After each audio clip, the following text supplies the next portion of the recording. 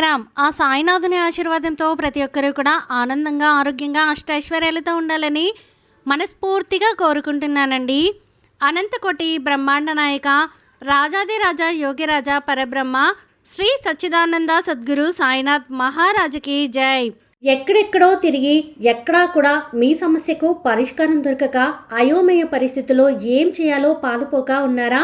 అయితే మీకోసమే ఇప్పుడు నేను చెప్పబోయే విషయం శ్రీ షిరిడి సాయిబాబా జ్యోతిషాలయం అండి. గురువుగారు సిద్ధాంతి సుబ్రహ్మణ్యం రాజు గారు.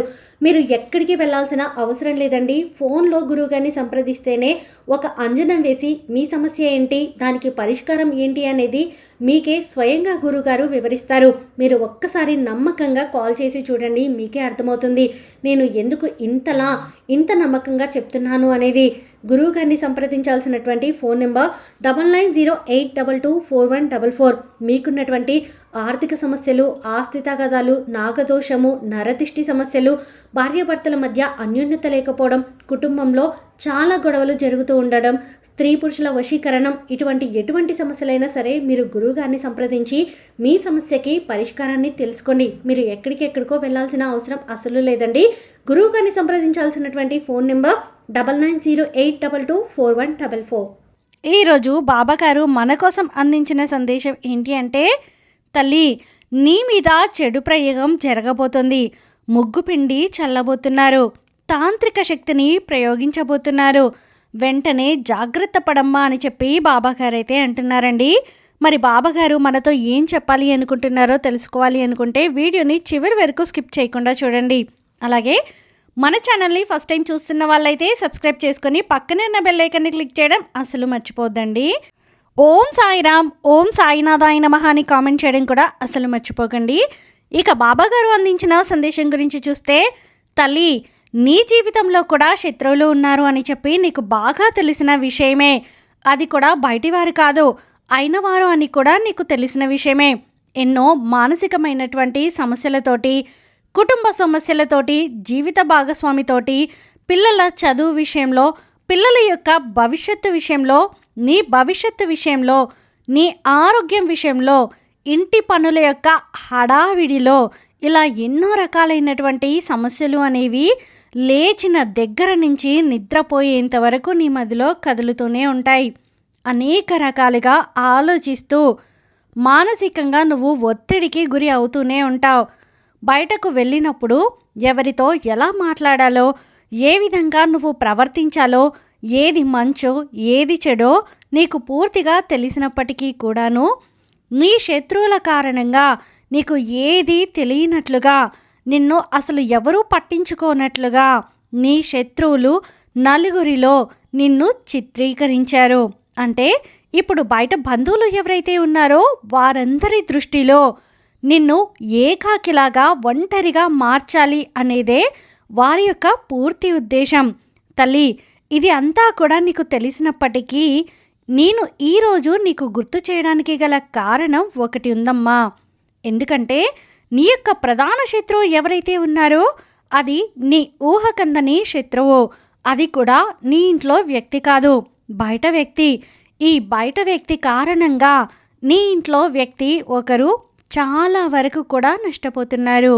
అయితే ఆ వ్యక్తి నీ ఇంట్లో వ్యక్తుల యొక్క అంటే నీ యొక్క కుటుంబ చిత్రం ఏదైతే ఉంటుందో ఆ చిత్రాన్ని తీసుకొని ఆ ఫోటోలన్నీ సేకరించి ఒక్కొక్క ఫోటోని ఆ యొక్క వ్యక్తి ప్రతిరోజు కూడా గమనిస్తూ నీ మీద, నీ బిడ్డల మీద కోపాన్ని, పగని పెంచుకొని ఆ యొక్క వ్యక్తి మీ యొక్క కుటుంబ పతనం కోసం ముగ్గుపిండిలో ఒక తాంత్రిక మాంత్రికుడిని కలిసి ఒక శక్తిని ముగ్గుపిండిలో ప్రవేశింపచేసి ఆ ముగ్గుపిండిని నీ గుమ్మంలో చల్లేసి వెళ్ళే ప్రయత్నం చేయాలి అనుకుంటున్నారు. ఇదంతా కూడా గత 3-4 నెలల నుండి వారి ఆలోచనలో తిరుగుతున్నటువంటిది కూడా ఇంకా అమలు జరగలేదు. దానికి కారణం నేను ఎక్కడికక్కడ అలా జరగకుండా అడ్డుపడుతూ ఉన్నాను. కాబట్టి ఇప్పుడు నీకు ఈ విధంగా నేను తెలియపరచడానికి కూడా ఒక కారణం ఉంది. నువ్వు ఈ విధంగా చేసినట్లయితే ఆ తాంత్రిక శక్తి ఏదైతే ఉందో అది నీ మీద అంటే అమలు జరగకుండా ఉంటుంది. అంటే అది పని చేయకుండా ఉంటుంది. అయితే నేను ఏం చేయాలి బాబా అని చెప్పి నువ్వు అడుగుతుంటావు కదా. అమావాస్య గడియల్లో ఉదయం పూట నువ్వు చేయవలసింది ఏంటి అంటే కనుక తల్లి, సోమవారంతో కలిసి వచ్చినటువంటి సోమావతి అమావాస్య రోజు ఉదయం 7 గంటల నుంచి 9:30 లోపు నువ్వు ఏదైనా కానీ శివాలయానికి కానీ నీకు దగ్గరలో ఉండే శివాలయానికి వెళ్ళి ఆ ఈశ్వరునికి ఆవు పాలతోటి అభిషేకం చేయించే ప్రయత్నం చెయ్యి.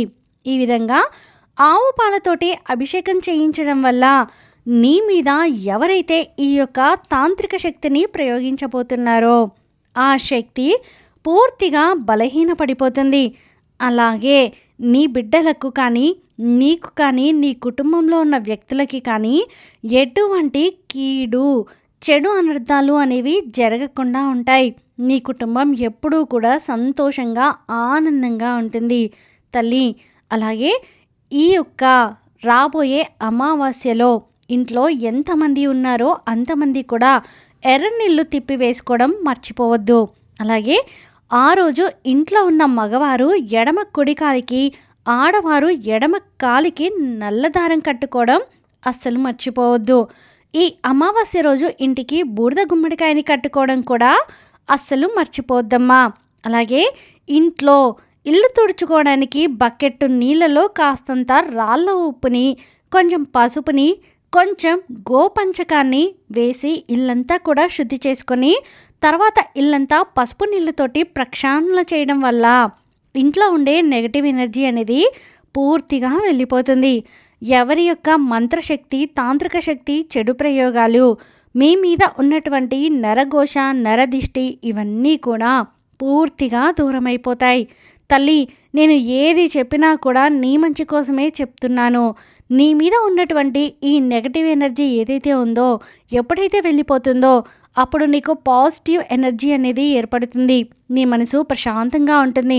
నీ కుటుంబంలో సుఖం, సంతోషం అనేవి అడుగు పెడతాయి. అర్థమైంది కదా. మరి నువ్వు ఏం చేయాలి అనేది తాంత్రిక శక్తిని ప్రయోగించబోతున్నారు అన్నాను కదా. ఇక దాని గురించి పూర్తిగా ఆలోచించకు. ఆ వ్యక్తి ఎవరు అనేది కూడా నీ మనసు లోతుల్లో బాగా తెలుసు. కానీ ఆ వ్యక్తి ఇంట్లో వ్యక్తి కాదు, బయట వ్యక్తి.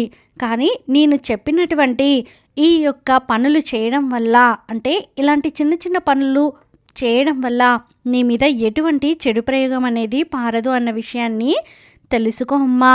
శివుడి ఆజ్ఞ లేనిదే చీమైనా కుట్టదు అంటారు. అలాంటి బోలా శంకరుడికి, అభిషేక ప్రియుడికి ఈ విధంగా ఆవు పాలతోటి అభిషేకం చేయడం వల్ల నీ మీద ఉన్నటువంటి నెగటివ్ ఎనర్జీ, నీ చుట్టూ ఉన్నటువంటి చెడు ప్రకంపనలు అన్నీ కూడా దూరమైపోతాయి. అర్థమైంది కదా తల్లి అని చెప్పి బాబాగారు అయితే అంటున్నారండి. మరి ఈ వీడియో మీకు నచ్చితే ప్లీజ్ లైక్ చేయండి. మరికొంతమంది సాయి భక్తులకు వీడియోని షేర్ చేయండి. ఫస్ట్ టైం మా ఛానల్ని చూస్తున్న వాళ్ళు సబ్స్క్రైబ్ చేసుకుని పక్కనే ఉన్న బెల్ ఐకాన్ని క్లిక్ చేయడం అస్సలు మర్చిపోవద్దండి. ఆ సాయినాథుని ఆశీర్వాదంతో ప్రతి ఒక్కరూ కూడా ఆనందంగా, ఆరోగ్యంగా, అష్టైశ్వర్యాలతో ఉండాలని మరొక్కసారి మనస్ఫూర్తిగా కోరుకుంటున్నానండి. సర్వే జనా సుఖినో భవంతు. ఓం సాయిరామ్.